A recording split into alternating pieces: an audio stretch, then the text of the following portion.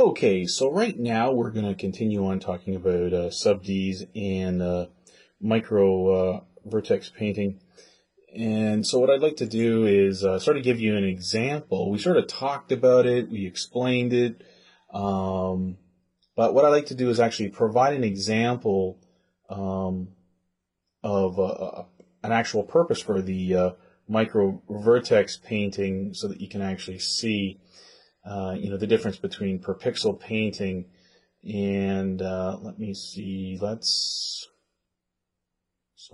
open model for micro vertex painting. Let's grab our sub D elephant. Okay, and so there's different ways we can go about this. We could export this out after we've added some displacement, like painted physical displacement using the depth channel.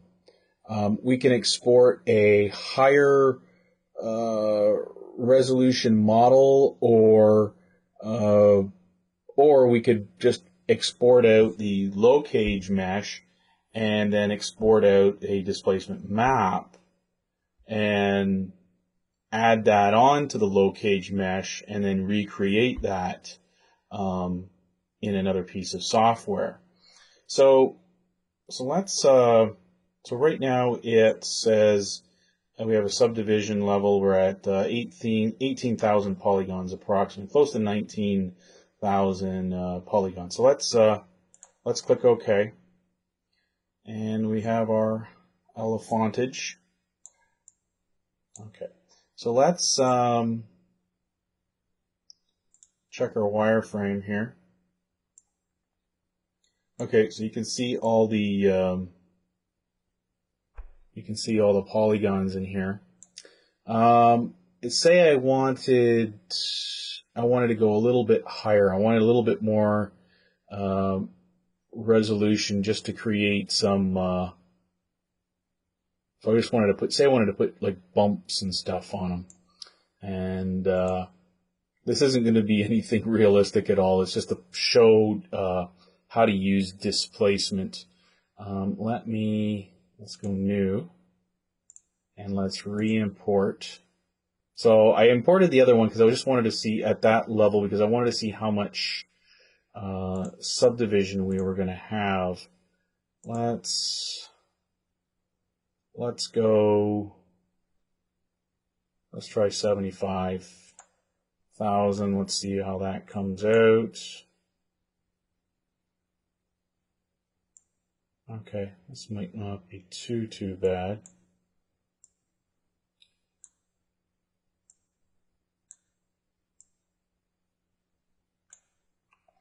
Okay, so let's I'm gonna make sure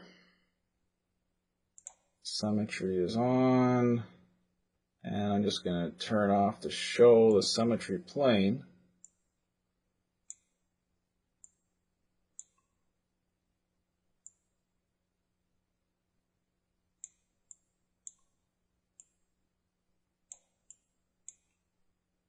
Okay, and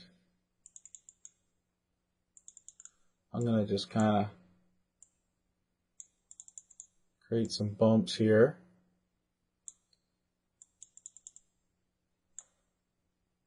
And in a way, we might not even really have that much, we might not even really have enough geometry if I was really doing a real project. You can see that things are starting to get blocky and chunky here. You can see that it's not rounded and smooth. It's because we don't have enough geometry. That's why when you're sculpting in programs like 3D Code or ZBrush, that's why sometimes you can be working in millions of polygons to make sure that these sculpts wind up being smooth. But it'll get to the point where if you don't have enough geometry, they'll be kind of blocky and chunky like this. Okay, so I've created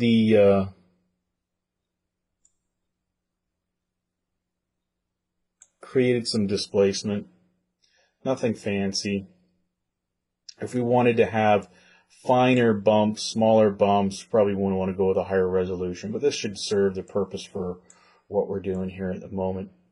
Okay, so we made some spiky bone bumps here, or back bumps and skull bumps. And so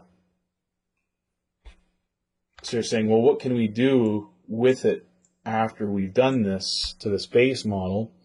Well, we can go export model, and notice we have a few different options. High poly mesh, 301K.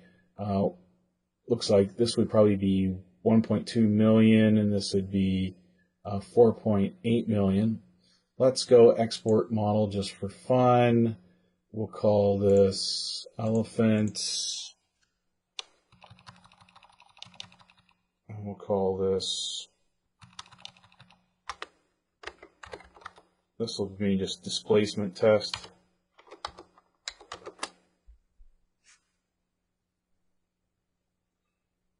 And we'll call this maybe, high poly just for the moment, because we've increased the polygon count here. And see, it says low poly and mid poly.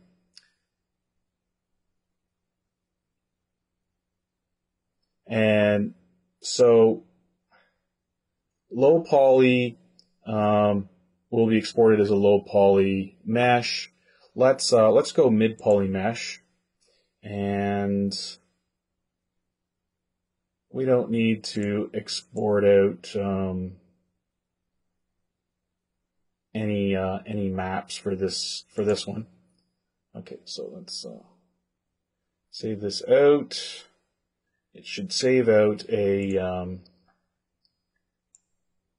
just an object.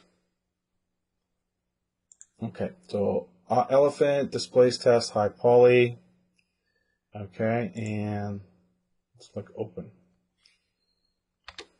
Okay, so you can see that. Let me go to detail, and let me change the sketch color to blue. Okay. So you can see that we have the actual physical displacement, and we've recreated this model, but at a higher resolution, and we have the displacement maps.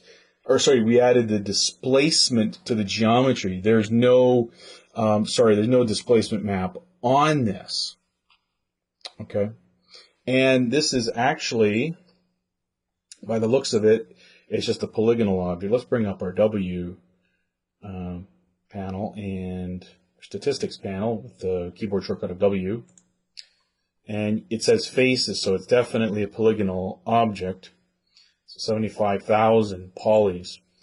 If I hit the tab key, see how I rounded them out? Took us a couple split seconds there for it to kick in, but so it's there. So this is this is a way that you can take a lower poly mesh and, increase the resolution in 3D Coat and add some details to it and then spit it back out again. But once again, we take a low poly mesh, we're turning it into a higher poly mesh. So this might be, more of a pain in the butt to animate. Let's go back, and I want to close this down. Don't save. Okay.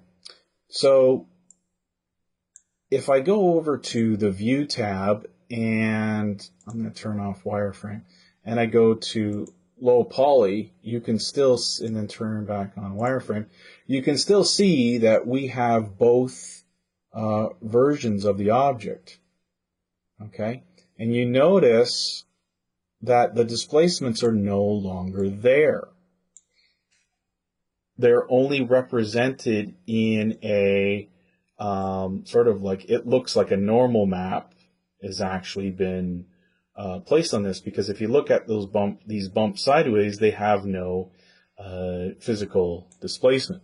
So in other words, these are sort of fake, but since we are in micro vertex painting mode, if we switch back, if we turn off low poly, okay, all of a sudden those normal maps, okay, have converted that information into a displacement map. So that's pretty cool. So now, if I exported this back out again, let's go export model. So look, you have these different, you can export this stuff out at higher resolutions, but we're just going to go with the basic displacement test, high poly. Let's go low poly. But we're just going to use just the regular export feature just for these tests. You already get an idea that if you go with a higher resolution mesh, it's going to create more polygons, obviously. So notice we have, okay, export resolution. We export it out as a mid-poly mesh, which put it out the exact same resolution that we were working at. If we go to low poly mesh, let's see what happens. Theoretically, this should just export out this low poly right here. So let's go to modeler and load up and export displacement test low poly, and there you have it. Sketch color blue. So what I wanted to show you was how that export menu worked and what physically it would be spitting back out to us. So you sit there and say, well, that doesn't look like that. Well, when you decide to choose the low poly version, you're getting this exported out.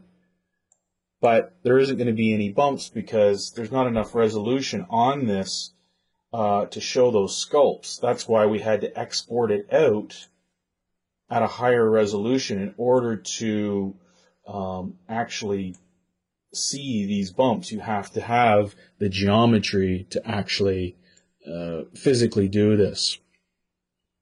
Okay, so I'm going to stop here and we'll be back in a moment.